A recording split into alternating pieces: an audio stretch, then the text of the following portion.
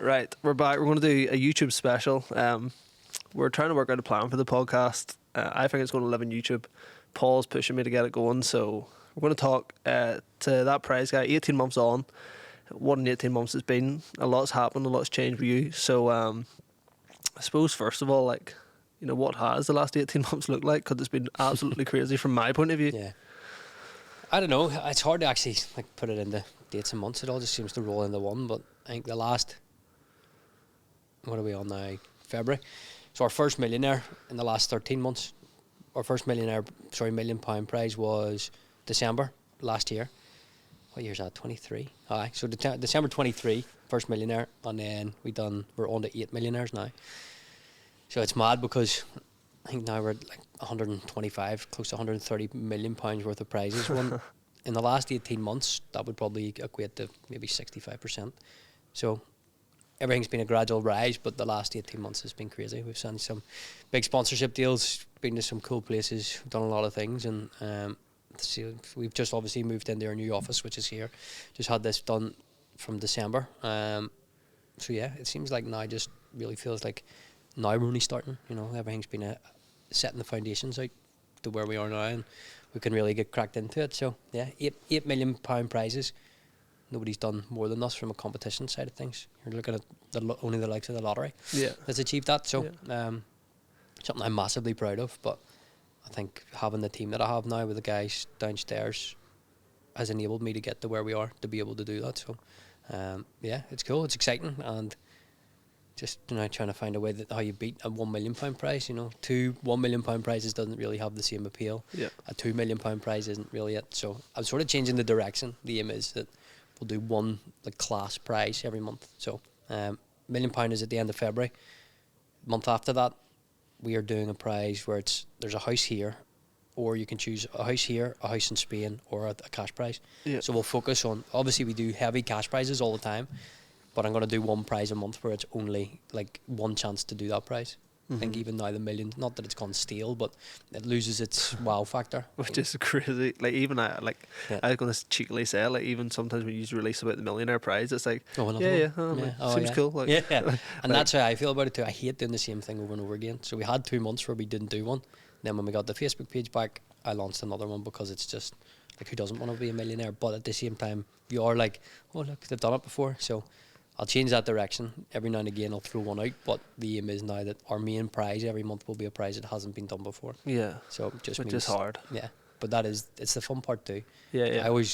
I get bored of doing the same things over and over again. The guys will tell you, like, even though if it works all the time, great, but it is boring. Do you know what I mean? Yeah. People will get bored of seeing the same thing over and over again, and if I put £1 million prize on one every month, if somebody doesn't enter 1 month, they're like, I'll just enter the next one. So of course. That's the reason behind it. But yeah, so yeah, cool. You talked about the team. You have a very interesting dynamic here, because it's not just like, we've all met companies and stuff and they have loads of employees and whatever, but like, yours are all your friends. Yep.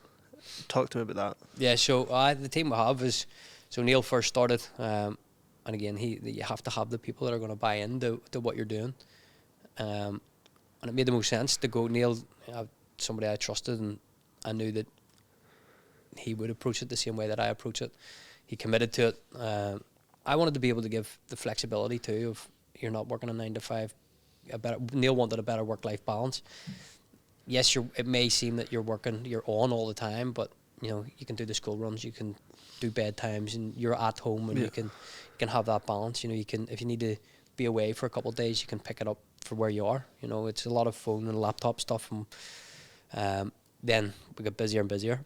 My sister, who is a massive help as well, she is responsible for loads of the stuff that I just can't physically have the time for anymore. So like, I used to, if I'd done a draw, so when it was just me, if I'd done a live draw, after live draw, I'd then contact the winner and have to manually pay everybody. That was okay when it was 1 or 2 payments, but then when there's hundreds now, it's all automated a lot easier. Michelle's responsible for all that. So her and Daryl started at the same time. Daryl came in from a civil service job and brought nothing but organisation for me. Amazing. He is Mr. Spreadsheet. Yeah. He is. Really? Like, if I need to know what we have or what we don't have or what was paid and what, like, Daryl, he's the man to go to. So, and then we brought in Marky. He's responsible for a lot of the auto draw stuff. And again, like, these are all guys that we've all known each other since we were Yeah. 16. So it's important for me, because obviously I'm a certain kind of way sometimes. I need people who understand. Like if I'm shouting, I'm not angry, but Yeah. that's how I get my point across sometimes. And, you know, they can take it with a pinch of salt. Yeah. And that's the dynamic that I want to keep. Like, Matty obviously has then come in after Marky. He started, so Matty's first week was when we were in Paris for the PFL event. So Matty and Marky had just started, so Yeah. they were like, this is unbelievable that we're going to get into good stuff like this. And Matty himself, Matty takes a lot of the pressure off me. Even when it was just me and Neil for the prizes, I was doing a lot of the social media run Yeah. and stuff. And, like, I'm still involved in it, but I know that it's in good hands with Matty. Yeah. Matty's got a very good personality, and Mm-hmm. for me, it was always about that relatable, like, real personality. Matty is being himself out there. Neil's good at it too, but Matty just has a different approach. Matty's, he's all in all the time, and they all are, which is, for me, is massively important, and it's something we've been speaking about it recently. I even said to you, we need more in the team. But when I'm going through people that I know, and like so I have to think about, like, we go on holidays and we go on all these trips and stuff. It's important that I know that I'm bringing somebody in that I want to also spend time with. Yeah. Yes, it's work, but it's not work. Yeah. Like, we were all, so with that trip to New York for the PFL, like, I was on holiday before my best friends, really. Yeah. And we had to do a bit of work while we were out there. Yeah. So it's stuff like that, like, to be able to, for me, from how I feel, is making their life better. You know, they're working a job that, for me, what feels like they love and they're committed to, and it's all very much give and take. You know, we all benefit. I benefit with how much they've bought into the business, and they benefit with my ethos is, if the business wins, we all win together. You know, if it doesn't do well, it's me that takes it. Yeah. They'll never suffer that. But the bigger and better we get, the better things get for them too. So that's a massively important thing, and it's been important that as they see the business growing, they get that growth too. So It's funny though, because like the rules of business is you're not meant to work with family, you're not meant to work with friends. I couldn't disagree with that anymore. It's so like, hilarious, isn't it? yeah, it's Because I'm mad sure you've heard it because from so many people. With loads, and everyone says, "Oh, you know, you don't want to do that." But again, this isn't your normal job. It's not, you know, that's yeah. there is sometimes where it's not really locking onto it. But like, even when we were in New York, I've had it a few times where people are like, it's basically like we're entourage. You know what I mean? Like, Yeah. there was one of the days, one of the first times that Lamborghini came, the Urus, and it was here, and we were all a wee bit like in awe of it. And we jumped in. I says, right, we'll go for breakfast or go for lunch, and drove up to Joxer in Hollywood. And one of them was like, this is basically like, feels like we're in a film or an entourage or something, because it's a wee bit surreal sometimes, because we all have known each other for such a long time, and it's Yeah. quite new to me as much as it's new to them too. So they know it is ultimately work for them, but it never feels like work, which is good. Yeah, it's just so funny. Like you're breaking the rules of your own business 100%. because you're creating the rules. Like, it doesn't feel like a workplace when you're here though. No, and that's the important thing, and everybody gets that vibe in here too. Like, when people come in, they're like, must be such a great place to work, or someone will tell you different. Otherwise, sometimes, but on the grand scheme of things, it's definitely not a work environment, but there is work being done. Yeah, I never yeah. wanted, and I've been very clear that I never wanted to feel like work. I don't want them to ever dread coming to work. So there's so many different things that I'll tweak, because even now with the workload, the reason I want more people in is because I don't want them to be bogged into work. Like, nobody needs to be inundated with constant work. Then the enjoyment goes out of it a wee bit. You know, their passion and their drive goes out of it. So that's important, that I want to share the burden rather than try to increase everybody's workload. Yeah, and obviously working with friends has challenges. Have you found that? Has it broke it down any? Like, I think it's been challenging, obviously, for me, because when it was me and Neil and Michelle and Darryl too, when it was a lesser amount, you know, if there was mistakes made, again, I handle it a certain way. But then whenever you increase the people, that everybody has different personalities, and people need to be approached differently. And I think for me, it was a learning curve to be able to manage my own, like, reactions to problems, to be able to cater for different staff and different approaches to people. So there was maybe one or two teething issues along the way where something had happened and I'd handled it perhaps not how it should be handled. But I'm very much it's got to be spoken about. Everything needs to be communicated. So if I'd have done something that maybe somebody disagreed with, but I think the hardest part is for the guys to the balance of, okay, we're friends, but you're also the boss. yeah, Whereas I don't see it like that. But Yeah. obviously I am the one that makes the decisions and the one in charge, but I also want them to be able to be like, if I've said or done something that they disagree with, the same way that I would if we were out as friends having a Yeah. discussion, that they can challenge it. Yeah. Do you So very much welcome that? 100%. It needs to be that way. I never want, don't, like, it's not fear the boss sort of thing. They can say something and I'll Yeah. say, no, you're wrong, but like I think it's very important that that dynamic doesn't shift, because Yeah. we are friends first, and I want it to always be that way. Like, the reality is I'll overrule if, if something's said or done, it is my way most times, but they can also, raise concerns as to why would it be that way, or that might not work. But that's how conversations and that's how changes are made. So it works out better that we are friends, because, if somebody from the outside was coming in to try to have those conversations, it might be approached differently, and my approach might be different too. So I think it's because we're all very real and we are who we are. Of course. Normally, it's how it works.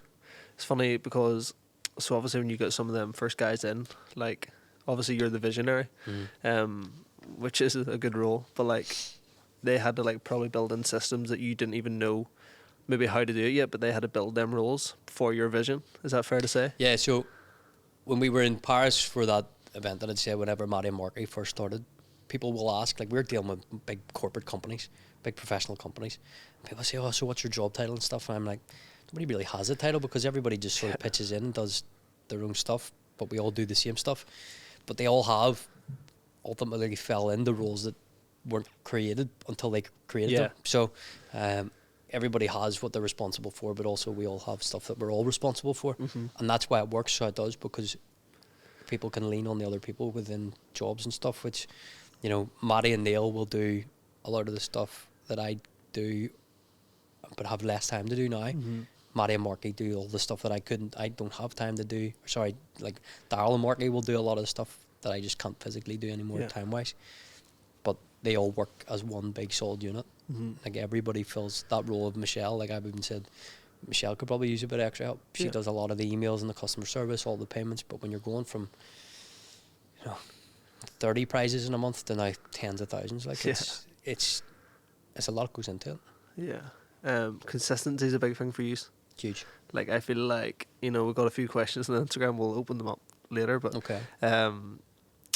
People say, like, how does that prize guy, like, maybe outrun other people that are doing it too? But, like, for me, personally, answering only from what I see, not your view, is consistency. Like, yous are just always on. Yeah. Yous never miss. No. And that's been the way it is since I started was on my own. All day, every day. Like, from start to finish. And that's why it's worked. For me, in my opinion, that is genuinely a massive part. Like, people think it's something you can just pick up and do wee bits or, do on the side. So when it was started reaching to like a proper busy period, I had finished my degree and I reached like a final stage of a job application. Now, again, this was like a 6-part process to get to this job, and there's only me and 2 others. And I was deep into this at the stage. I was maybe 7 months into this, and the guys interviewing knew what I was doing at this. And I said, look, we don't think this job's for you. We don't think that you're going to have the same passion for it. We think you're too busy doing what you want to do. Are you prepared to give up what you're doing? And at this stage, like, had it been a little bit earlier, then maybe I would have been like, yeah, okay, then I will just give it up and not do it. But where I was and where my mindset was, is that was all. What was the job? It was a sales job in a gym. That's all it was. So it was only because, I'd come home from uni and I was just needing to work full time. And it was sort of, I think it was maybe after the first lockdown. I was like, you know what, I need to get out of the house. I need to be doing something. So it was quite a popular gym, and that's where that was. And you know what, it's the best thing that ever happened to me, that I didn't take that job on. Because if I took that job on, I would have ended up going to another job. I had things lined up with like PwC and all these different places sort of related to my degree. And thank God, whoever that was said to me that we don't think you're going to be as interested in this, said that, because I don't think we'd be sitting here now. What age were you then? Would have been 31. So say, like, let's say you were talking to or like we were to interview the 31-year-old, like, who just started this whole thing up, or was starting to get to the level where, like, let's say your first draws were doing well, decent. Like, what was your mindset then? Like, at the time, was it like, let's just make a few quid, let's just try and get something? I don't think it was ever, like, even in the early stages, it was never money orientated. It was because I seen, like, 12 months down the line, what my aim was. So whenever I was doing my first prizes, my aim was always to be able to, like, I want to get to this. Yeah. So I think at the very first, within my first 12 months, my aim was to be able to do New York holiday with £1,000 spending money. Hit that within 6 months. But that was always it. I always give myself milestones. So like I didn't do my first cash prize until like 4 months in. The first cash prize was £1,000. I done it from a student house in Liverpool, and it took me a month to sell like 400 tickets. Yeah. So money was never the MO for anything. It was always because I seen a long-term plan here of, okay, I could achieve something great. Now, the directions and the doors that has opened from when I started is things that I could never even have comprehended back then. Like, you tell a 31-year-old me where we've been in the last 12, well, where we'd been 2 years ago, even take the last year out of it, like the things that we've accomplished and the people that we've met, the prizes we give away, like 31-year-old me would just say, you're full of shit, really. But I always knew that it would do well, but to this level, absolutely not. Well, it's funny because my next question would have been, how would you compare that 31-year-old mindset to your mindset now? But the problem with yours is probably very much similar. Yeah, definitely similar. I think I'm a little bit more experienced in terms of like, from a business perspective, choices that are made, like decisions that I make, directions that I choose to go is definitely a lot more. There's a lot more picked up gain from experience, but I think the mindset itself, like the drive, is exactly the same. Yeah, I think I'm very much the same person. I think again, a large part of the success is staying true to who I was initially. There wouldn't be too much of a difference between 31-year-old me and 36-year-old me, which is the magic part. Yeah, that's the hard part, because like even when like you're around a lot of people, like there'll be people that will still say you've changed. There's people that say I've changed, that Paul Hughes has changed. Like all these people that are like doing something at a different level. What matters to me is some of the guys that you met when we were away that have known me the same amount of time. Most people will tell you that I haven't changed. Yeah. People that don't know me will say, "Ah, sure, he's changed." Of course. But you don't know me. You didn't know me before. You think you know me now because you see me online or you see our business online. That's not me. Like anybody who's close to me will know I'm exactly the same person. Probably I've changed in the aspect that I'm able to help a lot more people than I've ever been able to do. So that's a massive factor in why I do want to keep going, because my family and friends and stuff, like they all their life gets significantly better as I improve. And it's not, this journey isn't just about me, and the success isn't about me. My aim is to be able to be as successful as I can be and know that I'm capable of achieving. Money isn't the part of that. It's not what drives me. Like challenging myself, the fear of losing money in terms of, so if I know you'll probably have questions about it, but I can touch on it now anyway. So like losing money on prizes, at some stages I had to take that risk. Every cash prize at one stage was a big risk for me. The risk got bigger as the cash prizes got bigger. I've seen me lose £300,000 across 2 weeks before, and you tell me 31-year-old me would shit bricks hearing that now, thinking, fuck, I can't be doing that. But at the end of the day, you're not going to progress unless people also want to see that you're prepared to take those risks. Of course. So doing the likes of £1 million prize, I think so. I used to put it up in stages, so it would have been like £1,000 was a big prize, then 5, then the 10, then 15, then the 20, and that just went up. So then it was like 100, 150, 200, 250, 300, 350, and that's the stages it went up in. So, but then I jumped from the 750 straight to $1 million. So the prize before the 750 would have been a 600 or 650, something like that. So then it went straight up 750 to $1 million. You can't. There's no in between. And I would have been shitting bricks then too. Like, but now I know what I'm sort of capable of achieving. But it also is boring. People do want that risk. But like, holy shit, look at this price. I know I'm prepared to take a loss on it. It's funny, like, because so like that's what I said to you the other day. I gave you a bit of prep on that one. I said about those shit moments, like because there's a one stage you probably put a £400 or £500 PlayStation on, and like that risk then was probably as big as the risk of doing $1 million. But like the first £1,000 was a massive risk as well, because I'm like, I don't know how it's going to be perceived like by people, or having more prizes on the website and stuff. Like there's always been little risks along the way. Like the first £20,000, I was always prepared to take that risk, because what you get out of somebody winning a big prize outweighs the risk of what you can lose. So like I don't spend on advertising through Instagram or Facebook. I don't do any of that. So the money that I could possibly lose on prizes, I considered as advertising. So for example, back then, £20,000, nobody was really doing even prizes at that size. Now nobody does the prizes that we do regularly, like £1 million out each week, £1.5 million each week in prizes. Nobody does that level to where we are. But say for the £20,000, so I would have gauged it on how well the biggest prize done previously. So the £15,000, or I think it might have went 15, 17 and a half.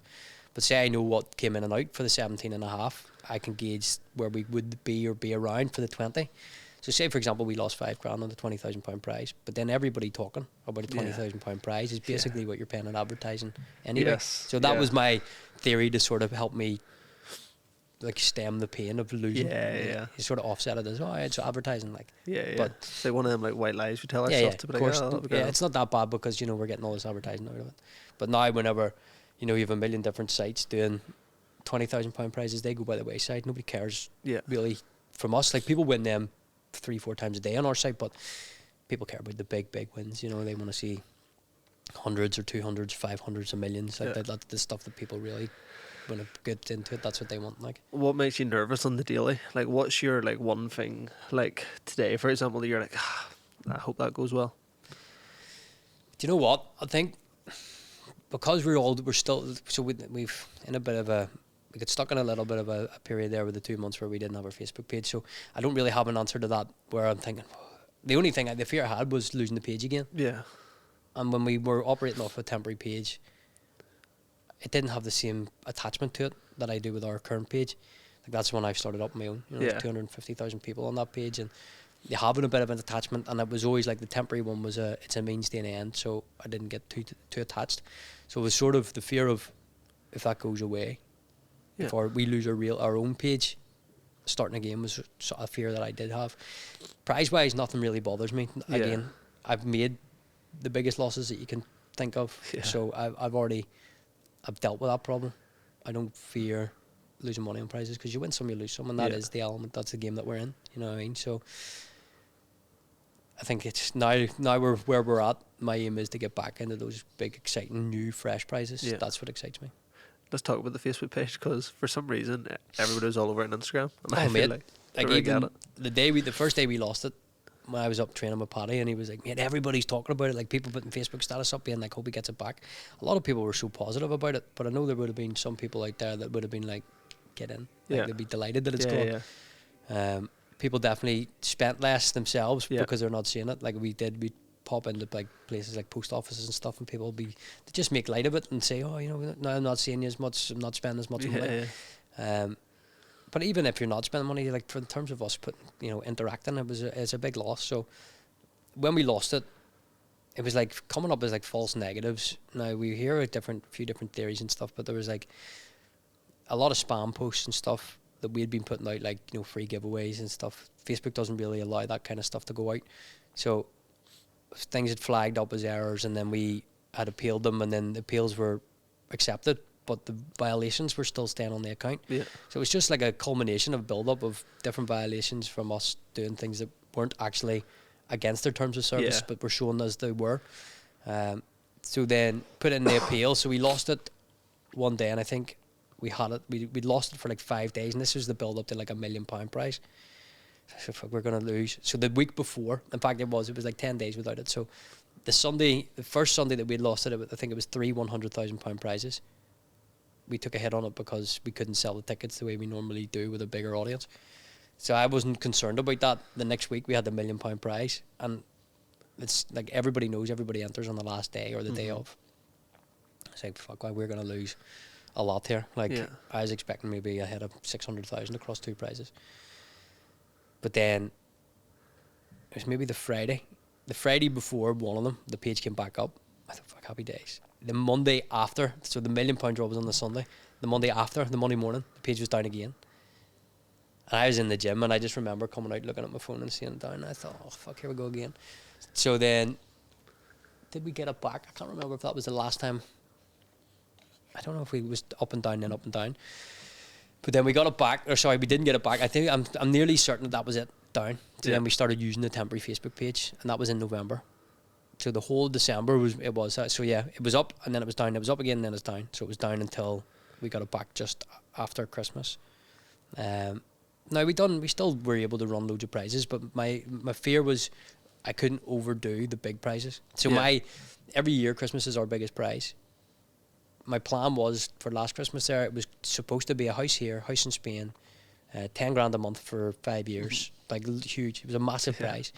But I was like, no way in hell am I running that prize, because like you just wouldn't cover the ground that you would with a normal page. So, luckily with the help of a few friends and persistent annoyance with me at Facebook constantly, it's up, it's sorted, violations are gone, emails to say that we're sorry it happened, it'll never happen again. But there was all sorts of theories out there. It's because it's illegal, you shouldn't be doing it. I was outside and somebody was going into the laundrette next door and says, "Oh, I heard they're talking about your Facebook page up in Stormont and all. People saying they're clamping down, on the prize guy." And I'm like, I'm not the only person that does this. Yeah. But that's the theories people put out there. People's minds over time. But yeah, we're back and we're loving it. So we had a few weeks. Obviously in January, a bit of downtime. The lads were away to New York. Then we had the trip to Dubai to watch Super Paul Hughes. So we're back. Big prizes. Another £1 million prize and loads more to come. Yeah, absolutely crazy. Yeah, the line we're going to go now is like, so you are like that prize guy. I am. You're the business. You're the guy. Well, first we'll drop this one first. Why is it not the prize guy? Why is it that prize guy? So we have spoke about this. People do refer to it as the prize guy because it's just what comes naturally to you. But so it was initially supposed to be the prize guy. So in my head it was like when I created the brand and the name of what it is that I wanted to do. So also when I first created this, it was all thrown together quite quickly. I had the idea of what I wanted to do. There was no business plan. There was money stuck on a credit card, money borrowed, and then that was it. The guy Ryan, who built my website, was a web designer, but wasn't experienced in prize sites as he is now. But so when I was looking, I was like, you know what? Like I wanted to be something that sticks. Like say for example, you were driving a car that you won. Somebody says, "Oh, where did you get that?" I'd be, "Oh, I won it off the prize guy." Because it was just, that's how we speak, do you know what I mean? It's relatable. Oh, you know what I mean? Oh, the prize guy, even if it's not the prize guy, like, oh, the guy that does the prizes, that was it. Yeah. So, when I went to get the prize guy, it didn't exist. Or, well, then somebody already had the URL of the prize guys, or the prize guy. So I just went to what next was. It was that prize guy. And like, you look at that logo and where you see it, it just looks perfect. Yeah. You know what I mean? I think that prize guy works better than the prize guy. I could probably have it as the prize guys now because of the guys that we have working for me, but I am. So even if the guys downstairs are asked, I say, are you the prize guy? I say, no, I'm not the prize guy, but I work for him. Yeah. So the prize guy is a business, but effectively it's a person, which as much as I used to hate it, I've grown to appreciate how much more that like it is that way because like the business is done really well. You know what I mean? We're all recognisable, so I have to appreciate that. That's what comes with it, and I love it. Like it's funny at the start, I would have said you're a bit more of an enigma. Like you probably wouldn't have known, like people wouldn't have known who you are. But now your face is on it a bit more. Oh, you get it. Yeah. Was that like a conscious change, or I think it was a change that needed to be made. It was a change that people wanted. That they wanted to know who it is that they're dealing with. And, if people are spending money, they need to be able to put a face behind it. If it's like going into a shop, you may not, people behind it working in the shop may not own the business, but you're still dealing with somebody on a day-to-day basis. So I just think like more and more the stuff that we were doing, well, for me, obviously it was just me at the time, putting that face there, it just allowed people that wee bit more of a, okay, well, that's who it is. Yeah. So I think it just built a connection between me and the people who are entering the competitions and stuff, and then obviously the more bigger winners we had doing the videos and the pictures and stuff with them, I think that definitely helps. I still do get it. Like I was in the post office yesterday taxing my car, and on the insurance certificate it says the prize guy, and even I say the prize guy, even on the certificate it said that prize guy, and the woman was like, oh, she says, are you the prize guy, or like do you work for the prize guy? I said, no, I'm the guy. And she laughs, she says, oh, you're the guy. And so I think that's the best sentence you can say. I'm that guy. Yeah, I am that guy. But it's nice, like, and you like when we were in New York, we could see we were getting the ferry to go on one of the tours. You could see like a collection of people standing, pointing, like looking over. And I said to the guys, I was like, they know that we're the prize guy. And I looked over and I says, well, what's happening? He says, oh, it is him. Now that happens, like we're in the middle of New York, which is mad, you know what I mean? And there's places that I've been, or my family have been, or friends have been, and I hear people talking about the prize guy. Yeah. Which for me it's absolutely insane. Like I love it so much, and again I said I'm not really one to sit and smell the roses and like be in awe of what's been achieved. But when you hear wee small things, simple things like that, you're like, it's cool. Like it's nice to be recognised too. It is. Like a lot of people say in any profession, it's like, oh, does it not do your head in? It's like, and like 100%. Yeah, there's days you're not in the mood for it, but like on the grand scheme of things, like pretty cool. Like. You have to have an appreciation for it because it's a massive accomplishment. It is an accomplishment. It's the not, kid that dressed up as Halloween. Mate, we get it loads. Now, sometimes people think that they do it because they want the recognition of it. Like, oh, we might get something for it. But people do it because they want to do it in a bit of crack.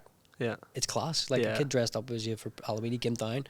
We met him, and it's a laugh. Like, stuff like that's crazy. Like, even now, stuff with their wedding favours. So we launched that thing that you've seen, but people were doing that off their own back. They were buying tickets for people for their wedding. It's like buying a scratch card. Like, you think how big it, like National Lottery. People are buying scratch cards for wedding favours, now they're buying prize guy tickets.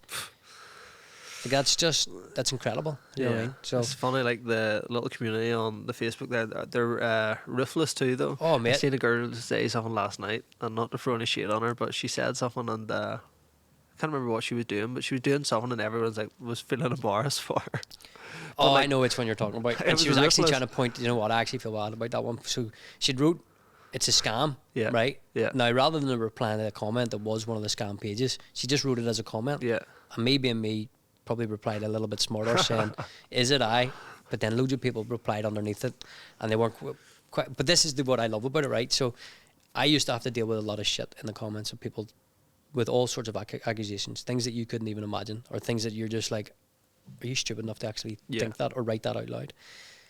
So they all defend me now as well. I don't even need to do a lot of it. I still do because that's just in me, and I can't let things lie. Like sometimes the guys will send a screenshot of a comment into our work chat, so they know they do that. So I bounce onto it and reply, because that's just, again, that's been part of how it is where it is, because it's just real. I'm replying if you want to say something shitty or snide or whatever, I'll reply to you as if you're sending it to me face to face. Just because you're on Facebook doesn't mean I'm going to be like, oh no, you can't. I'm not going to act like a professional business and be like, oh, I'm sorry that you feel that way. I'm going to say, listen, mate, you're a fucking idiot. Like, this is why you're wrong. So, again, it's relatable, and people appreciate that sort of realness. Sometimes I might bite back a little harder than I should, but it's a personal attachment, and if somebody's going to talk shit, then I'm going to defend it. Some of the stuff that people are saying, it's wild. It's crazy. And it's absolutely crazy. There was a guy the other day being, fucking hell, what did he say? Oh, it was only people have actually started winning in the last year. This is what you're up against, right? Not let alone all the other fucking stupid accusations you get about the criminal activity, as if we're associated to different gangs and all sorts. Like that's a whole different side, which I'll not even get into. But this one was very, very specific on his details. And he says, only people have started winning in the last year. All the first prize winners were all his friends, and he stole all the money to build up, and that's how he can do the prizes now. He says he started out with 2 PlayStations, used one as a prize, and raffled it to his friend who won it. PlayStations, the PS5 wasn't out until 16 months after I'd actually first started. So if somebody wants to do the digging, they can see the first prizes, the Galgorm, the Venice trip, free giveaway to Prague. Second month was an Xbox, AirPods, a fucking Hoover. Do you know what I mean? They're the prizes I was dealing with at the time. Like, and that's like, people just hear these stories, or they'll hear whispers in the wind, and like these things the theories that they come up with is what you're left with. But they write these things online, and the guy was writing this off his own Facebook page, like blatant lies. Like, and I'm like, you're brave to be using your own Facebook to write complete shite online. Like, he deleted his comment after I got ripped into him. Of course. Now, usually I would I have 2 approaches. I'll either just call somebody an idiot, or I'll just outright explain to them why you're completely wrong. Just depends what mood I'm in. So, how much time you have. It's funny, like people on a Sunday night are sitting in their living room talking about how that prize guy's a fix, or how that thing, or how you broke rules. That the fix one is the biggest annoyance for me, because like, rather than realising what I've actually put into 5 years of graft, and why it's more beneficial for me to actually have real winners. Like, I'm not going to fix a £350 voucher for. Why would I give up what I built? Like, there's so many reasons as to why it would be in my interest not to fix something. But I think it's just people's, maybe it's like an impulse reaction. Maybe they don't actually think that, like, that it's not a fix, but it's just the easiest thing to say. Yeah, it's like a filler. Like, it's when we were away, Paul's fight, and people like would text saying like, what time's the fight on? Like, there's people asking Paul Hughes on his fight day what time he's fighting on. I think that people just say that to you as like an awkward, like, or like, how many times has someone said, oh, you wouldn't make me a winner, kind of thing. Do you know what? Like, I've seen it loads. I've had it from people who have won prizes. Like, they've actually physically won, and they say, oh, it's a fix. Or they know people who have won, but just Yeah. because they haven't won, like, I don't know, it's crazy, and I think it happens a lot less because it's such a more, people are more aware of competitions and how they work. I think at the start there was a big element of doubt. I mean, we're completely transparent. You see everything's done live, so like you can't really do much else. Yeah. Anybody who really wants to get into it, like, they can come down and sit and watch a live draw, like shit Yeah. like that. Like, I've offered people, like, come and fucking tell me, or come and I'll show you what is done. You can see it online. You see it live the exact same way Yeah. I'm doing it. So Yeah. yeah, I think there's a very, very, very small amount of people that have that accusation. But like, it is just what it is. You're Yeah. always going to get elements of doubt with whatever you do. So it doesn't. It used to really piss me off. Now just like, whatever. Like, say what you want to say. I don't care. Like. Yeah, I quizzed you on this one day too. Like, I noticed on one of the things that said maximum amount of tickets you can buy, and this may be a couple one, but like, I questioned on how many tickets people can buy, and I said like, who's buying that amount of tickets? Yeah. And you said a lot of people. There is some. It just, again, it'll depend. It'll depend on the value of the prize or the ticket or whatever it is. Like, don't get me wrong. I never used. There were some prizes I didn't put ticket limits on it. But then you became aware of people overdoing it. Yeah. And I tried to think about, like, okay, well, what's a fair amount that people want to spend? Obviously, you go down a bit of a grey area in terms of, you know, like gamble aware stuff and all. We have procedures in place to stop people overspending. People can ban themselves from the site. We've had this discussion where, like, if we're aware that somebody's overdoing it, is it on us to maybe reach out and contact them? But I done it once where somebody was spending, and this is probably why I'll never do it again, is I was aware that this was quite in the early days, that somebody, now I don't know the guy like personally, but I seen that he was spending a lot, and I messaged and just said, look, maybe you should ease in, or, you know, ease it back a little bit. Basically, they thought, fuck off, my own business. So look, I don't know anybody's circumstances behind the tickets, so, you know, people may be in a position. I just think they have the procedures there to be able to ban themselves from doing it. So that's why I was like, you know what, I'll put the ticket limits in place, where it was almost a bit, sort of keep it fair too, you know, so everybody has the same chance. I didn't want people to be able to go out and buy thousands of tickets. I wanted, you know, people to buy one ticket. And that's how I said to people, like, all it takes is one ticket. Yeah. So people have bought, you know, hundreds or maybe thousands of tickets for bigger prizes and not one. But I've seen people, like a couple of £1 million winners. One of the girls had never bought tickets for anything. She bought 2 tickets separate, like one separate ticket and then another one. She won with a second ticket. The guy that won the last million, or the million before it, was the million before the last. He had never bought tickets with us ever. He went online to buy 4 tickets, seen the discount, buying 5. So he bought the 5th ticket, and it was his 5th ticket that won. Do you know what I mean? So, like, people, don't get me wrong, people play the numbers game. Some of the prizes that have less tickets, like overall tickets, may want to max out and spend heavy. There are people that spend heavy and win. There's people that spend heavy and don't win. There's people that spend a little and win, and a little that don't win. So, like, everybody knows the pretense of how it is. You buy a ticket, you might win. Yeah. But people are still outraged that they buy tickets and don't win. But you know the concept of what you're getting into before you get into it. So, do you see people that have like strategies and like try to win? Mate, you can't. Like, there is no strategy. People ask me, so I get asked all the time, when's the best time to win? I've literally seen people buy tickets at the start of a draw and win. People buy seconds before it's closed, and they've won. It's just potluck. There is no process. Like, obviously, in theory, yes, if you buy more tickets, you may have more chance. But I'm not a believer in that. Like, I literally say, people, what's the right amount? If you have one ticket, you've got a chance to win. That's for me, is for my approach. But I know that people do play that game of, so there'll be guys that will be like, perhaps if there's prizes that are undersold. So like, if it's dear to enter and there's less tickets overall, and there's like a low amount sold, they'll buy heavy in that because it'll increase their chance. Yeah. But again, like, it's things like that. People could have one ticket and win it. Like, have you ever done a draw and you seen someone you knew win it and you're thinking, oh fuck?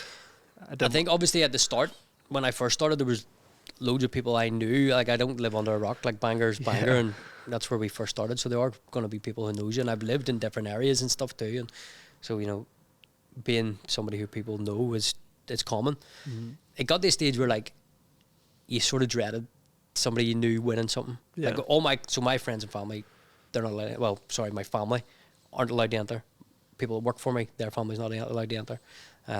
my best friend Palmer, he's not allowed to enter because his best man at his wedding. So you imagine that if he wins something, the outrage, and he hates me that he can't enter. Like his family, his missus and stuff, they can't enter. But like, where do you draw the line? Yeah, So I can see the picture of him winning and you and him photo at the wedding. yeah, Like, yeah. He come just so on. happened to win a trip to New York or something. We go, but like, there is obviously that chance because people do know me, and especially now, more people are aware of me, or you know, the business and stuff. So luckily, it doesn't happen as often. But there was always a dread of you should get excited about doing a draw, but there's also that element of fuck, if somebody wins it, I know people just want to find, like, the first £200,000 winner, he was from an estate that I was from. Like, he bought a ticket like anybody else. But then so I sponsored a football team that he was a manager of. Of course, then the photos come out. Oh, look, it's a fix. But like, it's all done live. People buy tickets. People know me. Like, that's just... What else can you do but say it? Like, there's literally nothing you can do. Yeah. People are idiots and they'll always think. Like, that is just the way it is. And again, the comment I was talking about, the guy that wrote on Facebook saying, oh, he knew the first £1 million winner. I don't, like nobody that I know has won anything huge. Yeah. Thankfully, because otherwise it just, people want to kick off about it. So, like, it is what it is. And if there is a limit, there's a line. Like, you know, if I start to say this person can't enter, this person can't enter, like, how far do you really go? But if you're connected to me or the business, like, if I say, for example, you ask me to raffle your car, you can't buy tickets for that. Yeah, I know. Do you know what I mean? I know. So, like, I've done houses where people who worked on that building site have bought tickets, but that's fine. They're builders who are within their right. They're not working with me directly. Of course, yeah. So, again, like, but again, that just sums up. People want the crumbs of a reason to believe there's an element of doubt, rather than actually seeing the attachment that I have and the time and effort that I've spent in the last 5 years of my life building something from absolutely nothing. I'm not going to risk that for anybody. I don't care. Like, of course, why would I? Like, the people say, he let his mate win that. You think I'm going to let my mate win a fucking PlayStation to give up my business? Yeah, no. Like, my vision's here. Yeah. Like, if people knew me and, like, if they knew how I felt towards this, they would understand. If you spend 10 minutes around me, you'll understand why I would never risk anything that I do for anybody. Like, it's just pure stupidity. But anyway, it's funny. So again, that prize guide is a business, but it must be frustrating. Also, like, a great role you are in the community. Like, but a lot of people are reaching out to you. A lot of people are asking all the time for stuff. Like, even the question box I done, which is nowhere near as much association as your actual page, and they're all asking me, like, can Paul sponsor this? Can that prize guy do this, this, and this?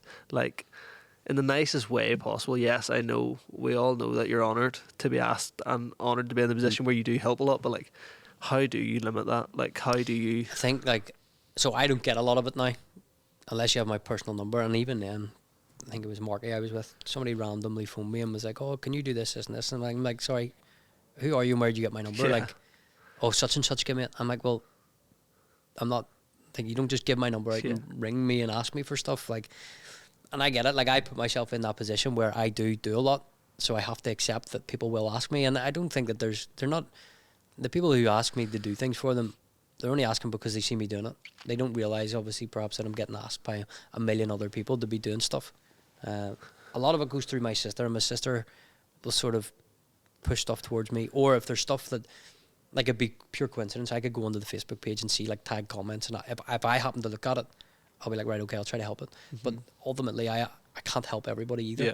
You know, my business is built largely on helping people, and that's why I do it. But there has to be a limit as to how much you do on a regular basis, because there is only so much you can do. And like, I'll just go through spells where we're just doing loads for different charities. Like, you know, I think we donated about 10 different causes last week.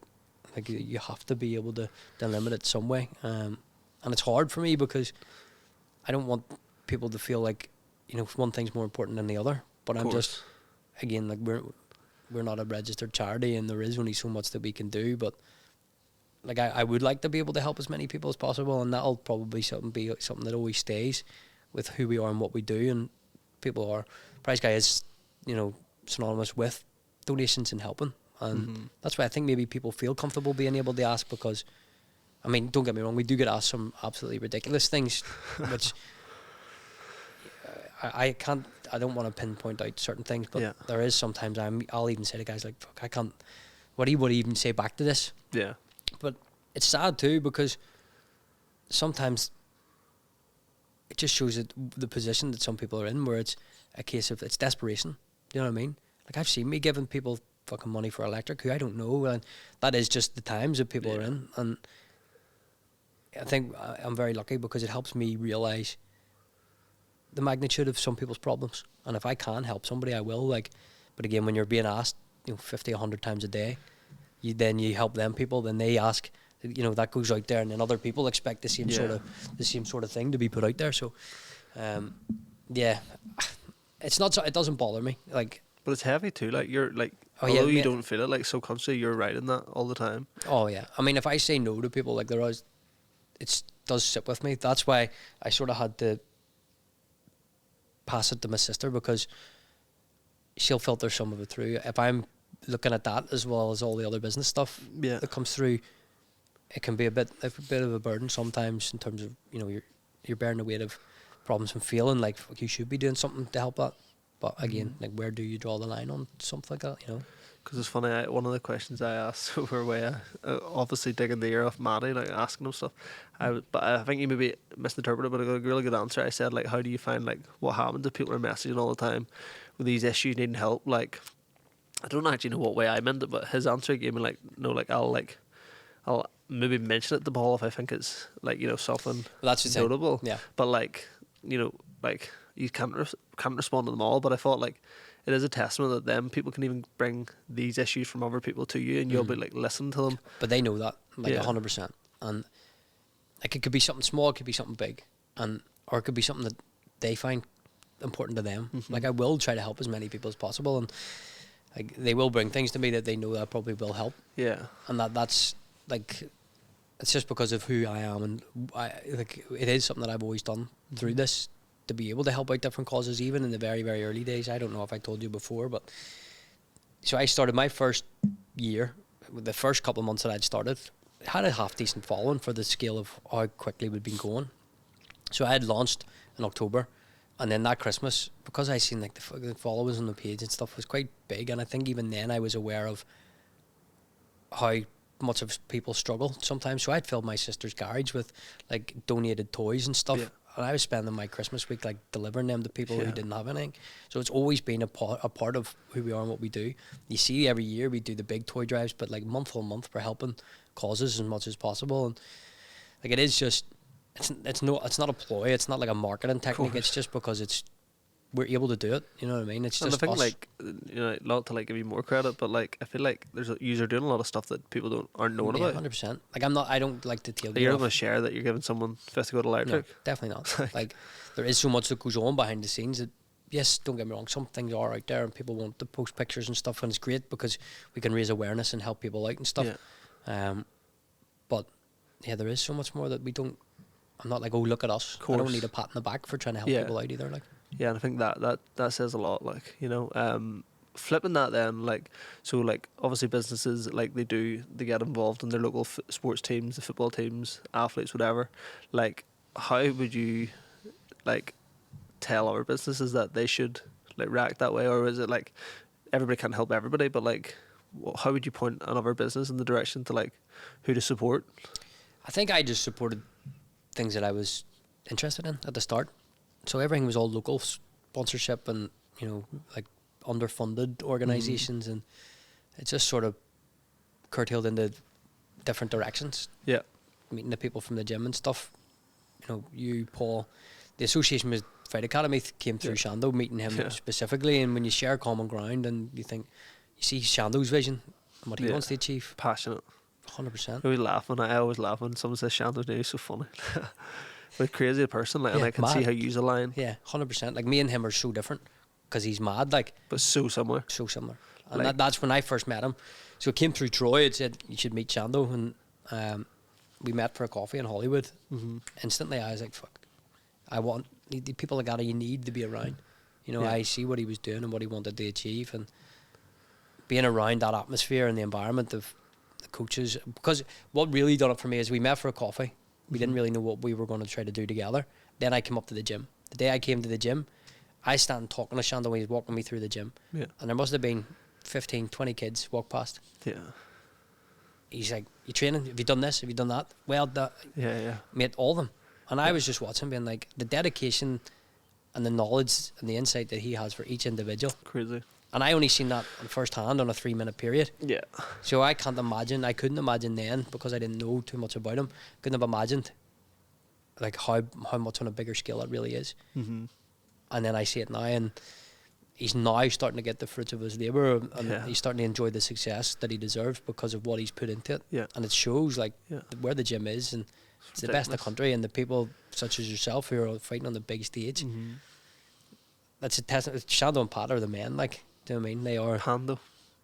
You heard the whole Pando No. thing? That's so someone done a podcast with a guy, and he went to say Pat and Shando, but he said Pando, and now he's just sticking like, I can't. Pando. They're both Pando. But like, you know, Pat's he's the man as well. Like, I actually only really spoke to him in depth at Shando's wedding. Like, I was always around him, and we have a mutual appreciation and respect for each other. Yeah, he's so funny too. Meet, he's, man, the two of them, they're just brilliant. And you know, you're asking about what would my recommendations be. Like, all decisions now, more so not recently, they are tactical decisions. I always had aims to achieve certain sponsorships.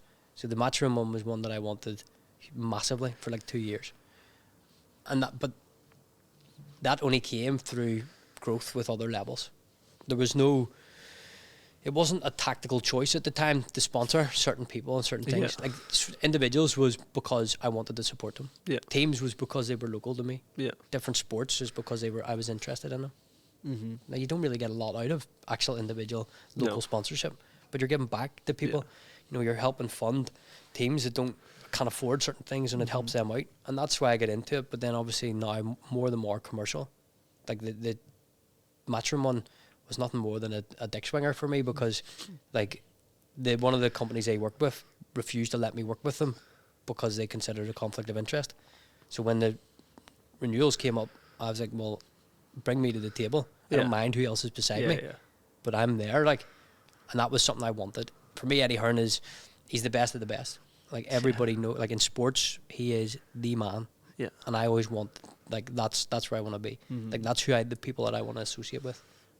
Now, for me, at one time, I'd always said there will be a stage where I meet McGregor and I meet Eddie Hearn. Yeah. Don't give a fuck about McGregor anymore, like, after what's happened, and which is really unfortunate. You know, he was an idol for anybody in any sports environment. Of course.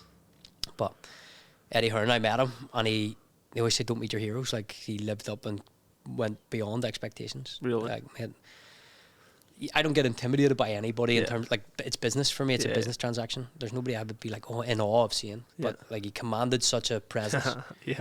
Huge, by the way. Really? Fucking huge. And I was not expecting him to be such a big figure, because you see him, he's like beside like AJ and all. So he doesn't look as big. Yeah. But he came walking across this stage, mate, and his hands were massive. But he was just so polite and so enthusiastic, and said a lot of nice things about the partnership and finally getting it over the line, and how excited he is to work with us, and like, shit like that means a lot. You know, as I said to you, like, he used the words in the press conference of welcoming the prize guy to the Matchroom family. Yeah, that's the sort of transactions and business relationships I want. I don't like it to just be, here's your money, thank you. Of course, you want to be looked after. You want your arse tickled a wee bit too. Of course, you know? Of course. What does that collab look like? What's, you know? To be honest, mate, it's quite hard to tell right now. It's quite at the early stages. For me, it just sort of solidifies us and who we are as a brand and the aims and objectives that we have. I want to be involved in all the top sporting events. I think for them, it's a new partnership. It's not just betting, you know. I think there's a bit more personal stuff with prizes rather than betting. You know, somebody winning shit, like somebody guaranteed to win something that's going to change their life, maybe. I think it's exciting to be seen. All their big events just means that I'll get to go to some of the events and we get to be seen there. It just amplifies who we are and the statement that we're trying to make. So what about the PFL? PFL, mate, love them. So the PFL it was just something that came about randomly. I think it was just before the merger with the Bellator. And do you know what? It actually worked out wonders, because it was before the merger with Bellator. They're obviously trying to be up and coming in what they're trying to achieve, and the guys behind the PFL that we work with, mate, they've just took us in, and they've this they're grateful of the relationship. Yeah. They're really trying to do everything that they can to boost our business. You know, making sure we're getting our money's worth. Mhm. As I say, bringing us to New York, bringing the lads to New York, brought us to the Knicks games, got the prize guy Knicks Yeah. tops, mate. Like shit like that. Like it's class. When we go to the fights and make sure we're really well looked Yeah. after, best of seats, put up in nice hotels, but they really make you feel like you're part of it. PFL in general, as an organisation, take me out of the sponsorship. It's a really exciting thing to be behind because I see the level of what they want to achieve, how they're going to achieve it, the changes that they're making early are going to be huge in actually achieving success within the organisation. So for me, I think being in at the early doors, it's definitely cool for me to be in. I want to look back in 5 years and be like, right, I was there from the start when all this came in. So, but again, it's a weird one because it sort of made me a bit more ambitious that I want to be more than a sponsor with the PFL. I voiced this, that I don't want to sit in the outskirts. I think that there's stuff that I could bring across to benefit the organisation on how it runs and how decisions are made, and you know, which is mad because it's all stuff that I've learned myself from this business, that I know that there's other things that I could do that maybe are overlooked, or you take it from a different perspective. Yeah. So for example, most of their decisions are based on how much money they can make out of things, but I've been going through from a different aspect where it's not about money, it's how do you benefit the actual organisation. So is this a conversation that's going to happen, or? I think so. I think it could be. I mean, people are definitely aware that it's... You want it? Yeah. So... it's massive. It's huge, man. Like, it's huge. Like I don't know the right term. It's not like sitting at the table, it's sitting on the table. Yeah, I want to be at the table. I want to be at the table, for sure. If it's not in the PFL, it'll be somewhere. Maybe up in my own promotion one day. Let's touch on the promotion thing then. What does that mean? Do you know what? I think just being around and seeing events, I think I have such a massive appreciation, not just like in MMA or boxing promotions or events being run, even like comedy shows or music festivals and stuff, just seeing that whole process from start to finish. I've always enjoyed that sort of stuff. Like even when I was younger, I used to do shit just like to see it through. Yeah.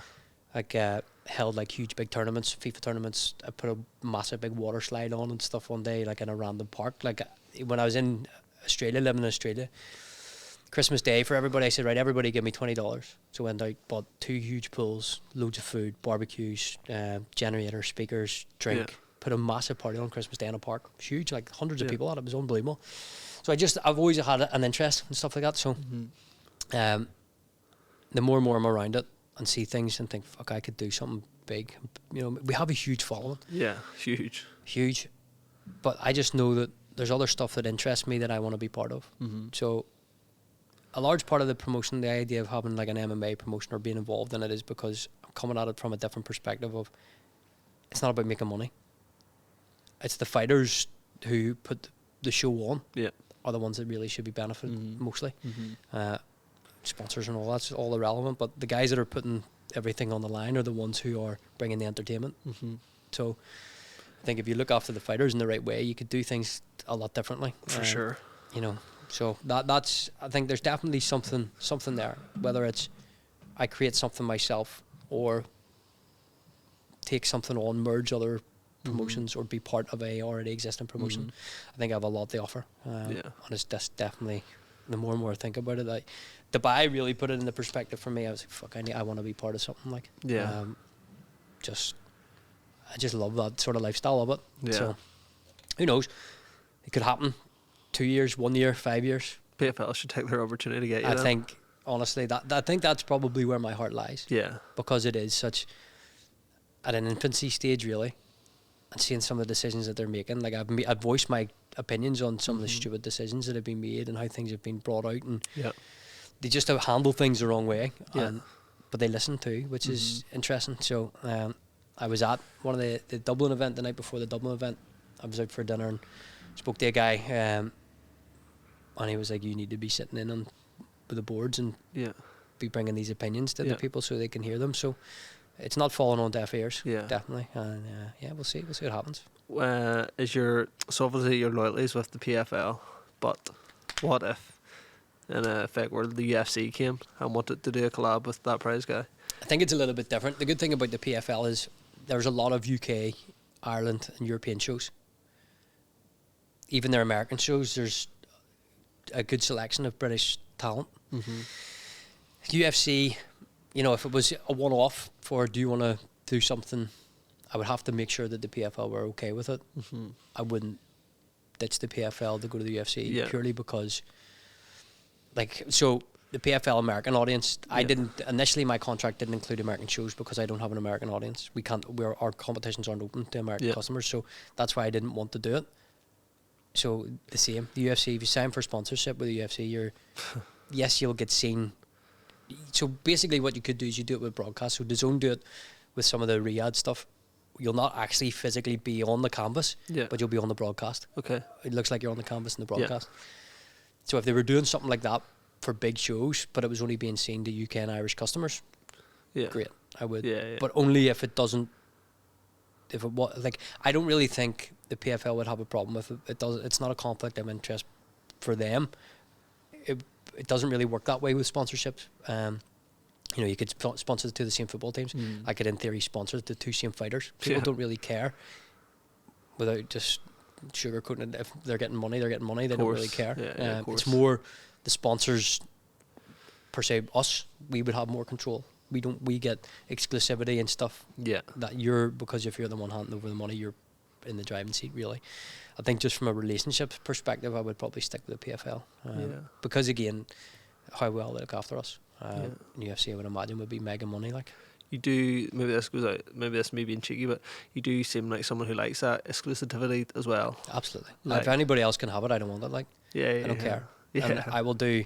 So one of the deals, I'm not going to go into mentions of who the competitors were and who the deal was with, but when we were basically told that we can't do anything with them, and then when I'd said that the negotiations were available, I asked them what they were paying for the sponsorship, and I would beat it and allow them to have a co-sponsor. So that other sponsor doesn't exist anymore. So again, it's if I it just sometimes it's nice to be a little bit cutthroat too. Of course. So 18 months ago we sat here, and you know, I'm going to go out on a limb and say you probably wanted all this, but probably didn't imagine it. I never imagined. I don't really look beyond. Like, I'm not like, yes, I'll set goals for the future, but I'm very much in the now. Or in the close period of time, not 12, 18 months down the line. I don't like to think that far ahead. You have less control. What about 18 months from now then? How do you match that same like little speed ramp of success? Like, what would 18 months have to look like to beat the last 18 months? I think now it's more of a what else can be achieved? Like, how does a business look? Like, again, things can change, even from like a standpoint of rules and regulations may change. You know, in terms of licenses that may be required. So I can't look that far down the line. It's all well and good to say I want this and this and this. That's fair, actually. That's why I can't plan that far ahead, because things don't always go that way. I can control more in the next 3 months than I control in the next 12 months. 18 months from now, in an ideal world, we are, in my head, we are already one of the biggest, if not the biggest, in the UK and Ireland.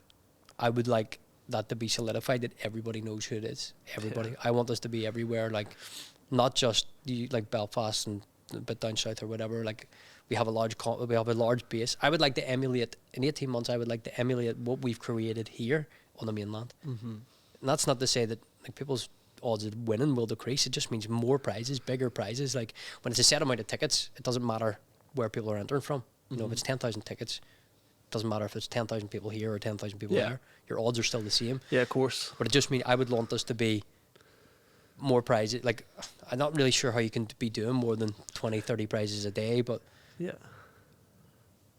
I would, you know what I love? I would like us to be, people think we're a Facebook page. We're not a Facebook page. We're a website. So my aim is in the next 18 months is to steer people away from that narrative that, if you don't have a Facebook page, you can't enter. That is my objectives in the next 18 months, is to achieve that. I also I would like to be to prizes what Paddy Power is to betting, in terms of the crack that they have, you know, that just their approach to business. I think it's a business I've always appreciated, and I'll always keep an eye on what they're doing, because I like the content, I like their approach, they're also seem personal, the guys that run it, the guys behind all their social media stuff, they do a great job. So I think that that's the sort of direction. The aim is that we create an app. We drive away from being so heavily reliant on Facebook. I don't want to lose that Facebook community because it's great. I love it, but the reliance for live draws, promotion of prizes, that's what my 18-month plan is, to get away from that. I mean, well, let's say tomorrow this whole thing shuts down and you can't do it no more. What are you doing? Taking time, probably. Time that I haven't given myself in the last 5.5 years. No panics would be required. I mean, I've put things in place that I don't need to worry anymore. Amazing. My biggest thing was making sure that if I go out tomorrow and I don't come back, that my family are always going to be looked after. So I can proudly say that I've achieved it. So yeah. That has to be up there. Yeah. I can't talk about it without getting emotional. Yeah, of course. But massive, like, do you know what I mean? When a man goes out to work, like, what's he working for? Mate, see, I got him. I got him. I always get people down the long end. No, bro, you got it. Like, I'll happily go into it. So I think the biggest achievement was stepping into my house and knowing that he's sorted. Yeah, lethal. Fuck's sake, bro. Lethal. How can you not get emotional talking about your family though? Like, see children too. My goodness, like, you know, they change everything. Yeah, honestly, it's him. It's because the day I got my keys to my house, I remember sitting in my car just fucking in tears. Like, and I'm not an emotional person. Yeah. But with him, I am like.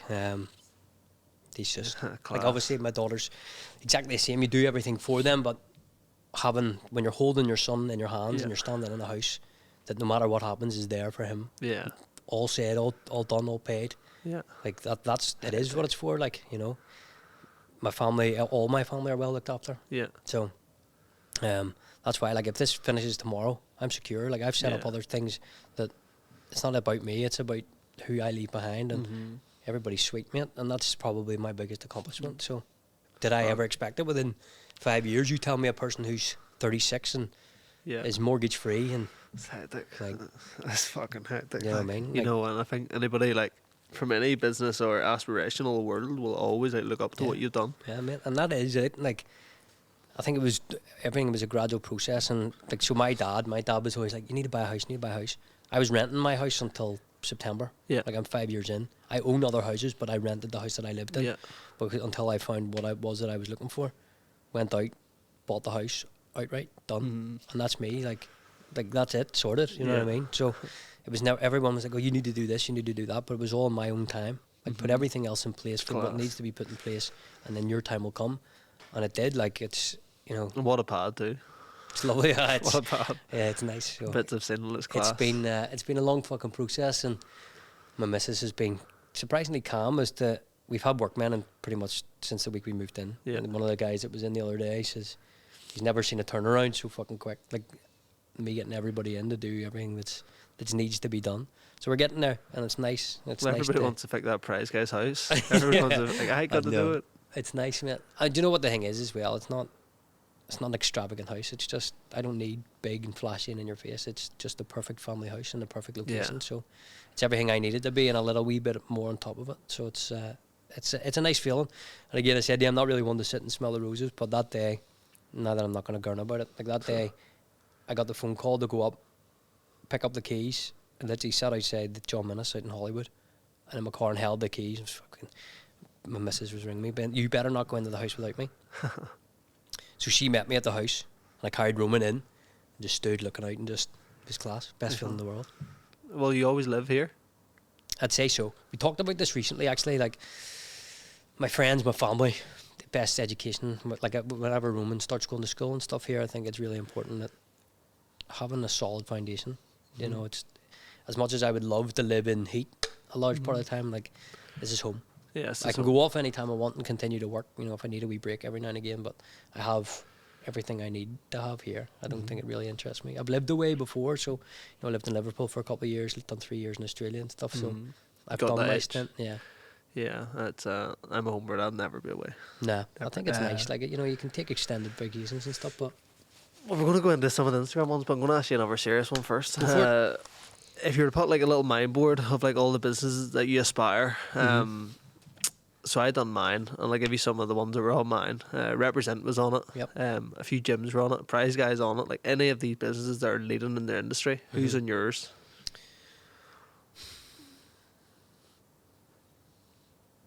To represent make the cut. I think so. Yeeler as a clothing brand, what they've done is unbelievable. What they've achieved is so good. Represent, because it seems like they were sitting by the wayside for a long period of time, and then in the last 2 years they've just catapulted into top level. Arn is another one. What them guys have achieved from a very small stage to where they are now. It's what seems to be key is it extend true to your roots, but also the diversification. It's crazy. It's good to watch. Again, I said about Paddy Power for different reasons why they operate. I've actually now since started working with Lab Bible, I have such an appreciation for what they have achieved, and being familiar with how they have got to where they are now it's an unbelievable story as well. So they'd probably be up there. I think is there anybody else? I'll probably look back on this later on. You just think to your house and all the stuff you have, and be like, I like them, I like this. Yeah. Right, well, let's do some quick ones, some nice ones. Would you ever do a giveaway for a uni degree? So we get asked this all the time. A uni degree, it's basically a cash prize. Yeah. So the reason we do prizes or cash is because sometimes the prizes are so niche, they'll not appeal to everybody. So people will be like, oh, could you not do a wedding package? It's the same as doing, could you pay for a degree? You win the cash, if you want to pay for that, you pay for it. Yeah, It's just the easiest thing. You Otherwise, can't, it like, becomes limit too people. complicated. Like Yeah. everybody's degrees is different prices. It's not that simple just to win a higher education. Yeah, interesting. But yeah, I get what they mean, but it's like... No, I do get it too. And like the context and the idea of it is great, but just when it comes to simplifying it, cash is king. How did the connect meet between us? I think I followed Prize Guy and reacted to something. You were literally straight on. Yeah, just to be like, would love. I think it was maybe like a catch up or something. Like it was nothing like. I think we just had the conversation. I actually remember having the first phone call was about doing something together, and said, "Look, I'd like to have the sponsorship with you," and I think that was it. Like, I think that in my mind, like to kind of sing your game, like I was very much like at that time only deal with sponsors like one fight or maybe a free fight thing, and you were like, no, I don't do anything for like one like month. So like that's like not many sponsors are doing that. Yeah, you know, and that's it. I mean, I still hold that at the same time now. Even if I get into any sort of like business dealings, that's the way I do it. Unless it's like a special one-off event. Yeah, I don't mind being behind it. Of course. But I prefer to build relationships and like, you know, you work with people who want to work with you and work for you. Like it's very easy for people to be sponsored and just take that and just not really do anything for it. But I prefer that we can do things together and work together and actually build a long-term relationship. I think it just works better for business. Like, where are we going next? Describe each team member with one word. And there's no thinking. It's just pull and shoot. Right. All of them. I can cover them all by one. Is loyal. Loyal. What a word. Yeah. That's it. Amazing. That's every one of them. Yeah, class. That's what you want, isn't it? Yeah. Like, that's what you want. What a word. Didn't expect that. If it's Matty that's asked, annoying. It's Matty. I'll give him a shout out. You can maybe guess who. I'll try and use this guy's language, so then you can know. Okay. He said one fighter that you've watched and I think I could batter him. Who do you think is asked that? Matty. No, Coach Paddy. Oh, Paddy then. Loves the word batter. Yeah, he does it. Batter him. No, Paddy. I wouldn't even go there with Paddy. Paddy Pimblett probably. Oh, I love it. Well, you know what? I'm scared to say anything in case you want to spar me. I'm just not going to mention him. Only on stand up. The boy can wrestle. I think you're fair there, to be honest. That's me saying so. I can't even read my own writing. 2024, the best working moment. Best working moment 2024. I think sitting in my old unit with all the team doing £1 million prize. We'd moved the sofas, ordered food. The World Cup, I think, or the Euros, can't remember which one it was. It was on 2024, whatever it was on. Could have only been like the third million. It was like Matty and Marky's first million that they'd got in for. Neil had come home, so that was probably my favourite working moment. It was class. Neil's a good guy too. Yeah, Neil's brilliant. Can the cash grabber be at the Fight Project number 9? Of course it can, Rhys. Asked by you. Asked by me. And can answered you by fill me. it? Can you fill it with cash? No, I can't. I'll do something for you. We spoke about this. Quick advice on growing a business.